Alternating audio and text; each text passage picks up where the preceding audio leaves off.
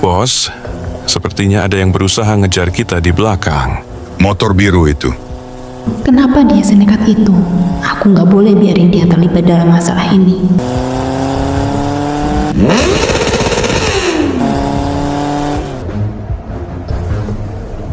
Siapa lu, hah? Berani juga? Gak usah pura-pura bego. Hahaha. Lu lagi nyari Russell kan? Dia ada di dalam mobil.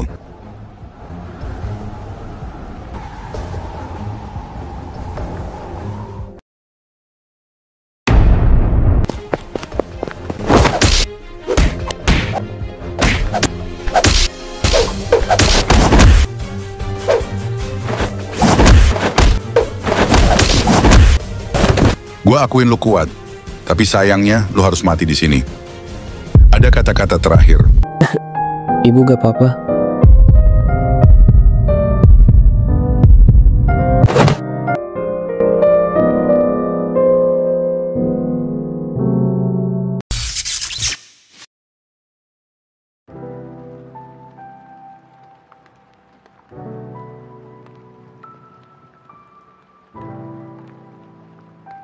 Mas, namanya siapa?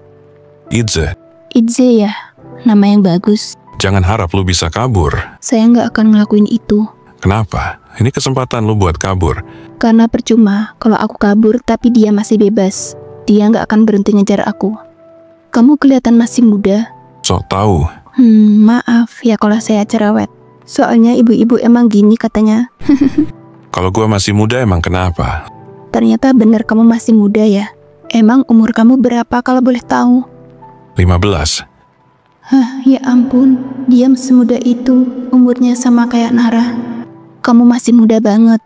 Masa depan kamu masih panjang. Tapi kenapa kamu milih jalan ini? Bukan urusan lu. Gitu ya. Sifat kamu ini mengingatkan saya sama seseorang. Kenapa kalian bisa cerai? Di balik sikap kamu yang dingin, ternyata kamu kepo juga ya orangnya. Tapi nggak apa-apa. Aku ceritain kenapa kita bisa cerai. Tapi kamu jangan kaget ya. Gimana perlakuan dia sama aku dan Rasya selama kita masih jadi suami istri. Sampai dimana aku kehilangan semuanya. Bahkan keluargaku sendiri sampai ngusir aku dari rumah. Gua udah tahu watak dia gimana, jadi gua nggak bakal kaget. Nih, Kamu beli di mana? Lama banget. di pertigaan jalan besar sana. Pantesan. Ibu haus ya? Enggak, bukan. Ini bukan buat ibu minum. Loh, terus? Buat bersihin luka kamu. Berhubung kamu nggak mau ke rumah sakit, ya udah ibu aja yang sembuhin luka kamu. Emang bisa sembuh pakai air doang? Enggak sih, tapi seenggaknya luka kamu jadi bersih. Tuh, lihat. Luka kamu kotor gitu. Kalau nggak dibersihin nanti infeksi gimana? Udah, duduk dulu sini. Sebentar ya. Sakit?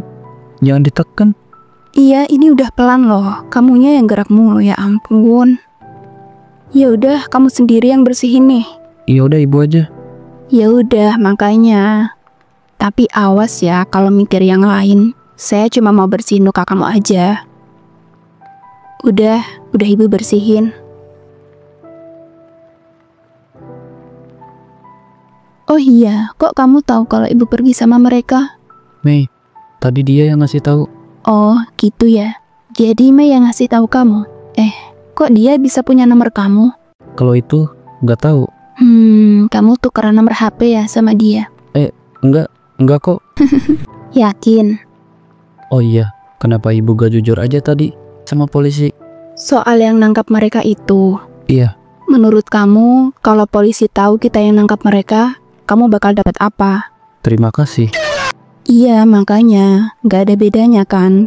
Malah nanti ribet urusannya, Nara. Mungkin kita bakal dibawa ke kantor polisi juga buat dimintai keterangan lebih detail. Ibu pikir, kamu kan orangnya nggak mau ribet juga.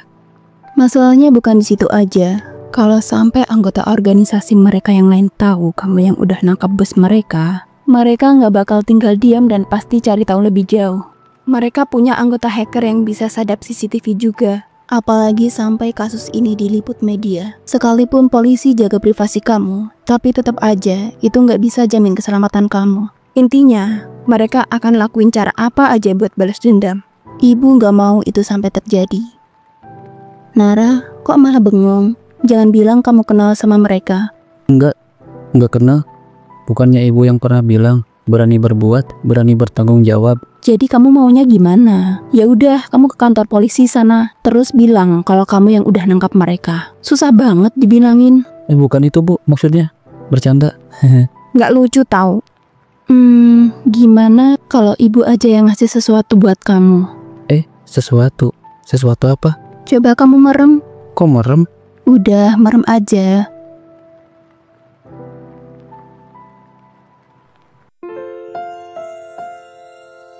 Waktu ibu peluk kamu tadi, kamu gak sadarkan. Dan sekarang, makasih Nara. Mungkin sekedar terima kasih aja gak cukup. Sekarang ibu ngerti kenapa kamu selalu tertutup dan keras kepala. Kadang nyebelin juga. Dan marah kalau ibu bahas orang tua kamu. Ibu gak pernah tahu seberapa berat masa lalu kamu tanpa adanya peran kedua orang tua kamu selama ini. Dan maafin ibu, selama ini ibu udah sering kelewatan cerewet. Ngebentak kamu, nampar kamu, tapi respon kamu selalu sama aja. Diam. Kamu gak pernah marah, kamu gak ngelawan. Kamu gak pernah benci sama ibu. Kamu begitu bukan karena kamu kuat, tapi karena kamu udah terbiasa gak dipedulikan. Iya kan Nara? Terutama sama orang tua kamu sendiri. Tapi mulai sekarang kamu gak perlu khawatir. Jangan pernah merasa sendirian lagi. Karena ibu ada di sini. Iya, ibu di sini, di samping kamu Nara.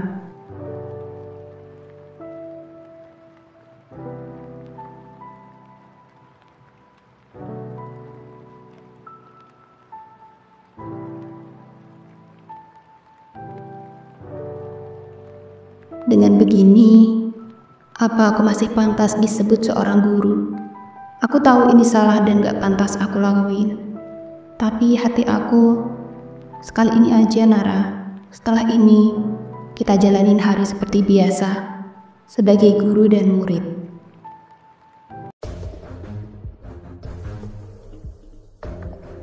Apa sudah dipastikan kalau benar mereka orangnya? Betul, Pak.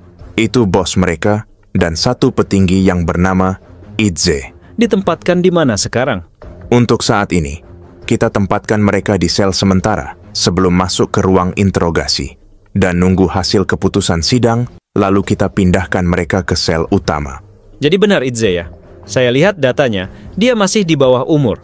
Di umur segitu, sudah terlibat kasus seperti ini dan bisa jadi petinggi mafia di wilayah barat. Sepertinya dia bukan orang biasa. Kerahkan penjagaan yang ketat buat mereka berdua. Baik, Pak. Gua udah percaya sama lu, tapi berani-beraninya lu berkhianat sama gua. Apa alasan lu ngelakuin itu, Baji? Bukannya lu sendiri yang bilang kalau Russell itu beda dari perempuan lain yang ada di organisasi. Dan itu emang benar, harusnya dulu lu bersyukur punya istri kayak dia. Tapi yang lu lakuin itu justru sebaliknya, lu manfaatin dia. Perlakuin dia hanya sebagai pelampiasan nafsu dan emosi lu. Emang pantas kalau lu disebut bajing? Enggak, sepertinya lu lebih pantas disebut binatang. Gua ngerti sekarang. Sepertinya otak dia udah dicuci sama Russell. Harusnya tadi gua jangan tinggalin dan biarin mereka berduaan di mobil. Gua lupa kalau Russell itu psikolog. Sialan. Jangan bilang lu suka sama dia. Nggak perlu gua jelasin. Gua nggak akan biarin perempuan kayak dia dirusak sama bajingan kayak kalian. Pantas aja selama ini. Cuma dia petinggi yang gak pernah nyentuh cewek di organisasi. Buat apa lu ikut bertindak sampai sejauh ini? Gua bakal pakai cara sendiri buat dapetin dia. Pastinya bukan dengan cara kotor seperti elu. Sialan lu. Gua pastiin hidup lu gak bakal tenang. Hahaha. Gua Idze. Samperin gua kapanpun kalian mau. Gua balik ke 628, lu gak akan bisa berbuat apa-apa. Jangankan 628, gua sendiri udah cukup buat ngabisin kalian semua. Kalau bukan karena uang dan senjata, kalian itu bukan siapa-siapa di wilayah barat laut. Hahaha, omong kosong, lu lawan satu bocah aja gak bisa. Haruskah gua terima kasih sama mereka berdua? Berkat mereka juga, Di wilayah timur ini, lu bakal membusuk di penjara. Justru lu yang akan mati di sini. Benarkah? Kita lihat saja siapa yang akan mati di penjara. Gua dapat kabar kalau 3 orang yang kita suruh buat hajar Anton, udah ada yang hajar mereka. 2 di antaranya masuk rumah sakit karena terluka cukup parah. Udah gue duga, dia nggak akan tinggal diam.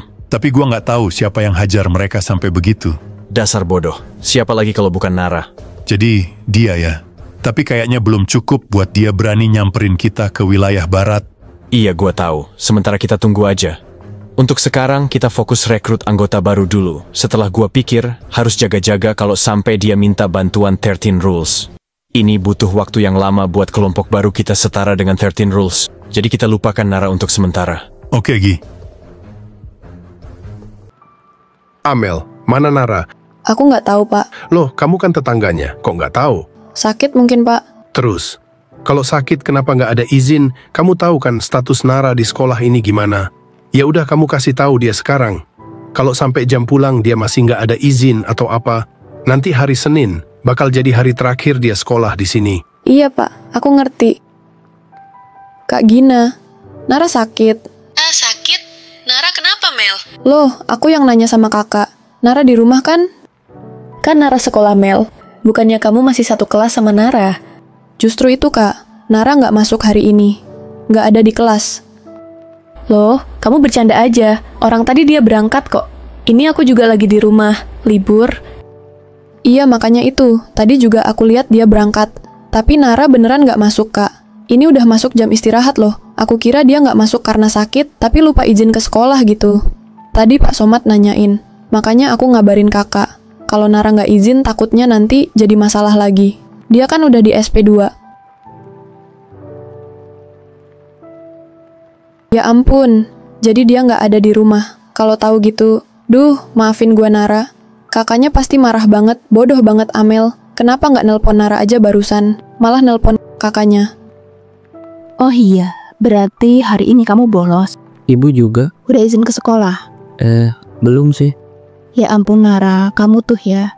Ya udah izin sekarang buruan. Kamu bawa HP kan? Tinggal izin aja, apa susahnya sih? Udah telat, Bu. Ya udah sini HP kamu, biar ibu yang ngomong ke sekolah. Udahlah, Bu. Gak apa-apa. Sini nggak apa-apa apanya. Nasib kamu di sekolah itu udah di ujung sekarang. Menurut kamu bakal gimana ke depannya kalau kamu diem aja? Kamu bakal dikeluarin dari sekolah, Nara. Ibu nggak mau kamu dikeluarin dari sekolah. Sini HP kamu. Dia ini masih aja seperti anggap semua masalahnya sepele. Udah nih, udah ibu kasih tahu Pak Somad. Pulang sekarang. Kak, gue bisa jelasin. Gua nggak mau tahu. Pulang sekarang, lu jelasin di rumah. Itu kakak kamu. Iya, Bu. Ini Kak Gina. Kayaknya saya gak jadi mampir. Oh iya, ya udah nggak apa-apa, kapan-kapan aja. Mungkin benar apa yang Amel bilang waktu itu.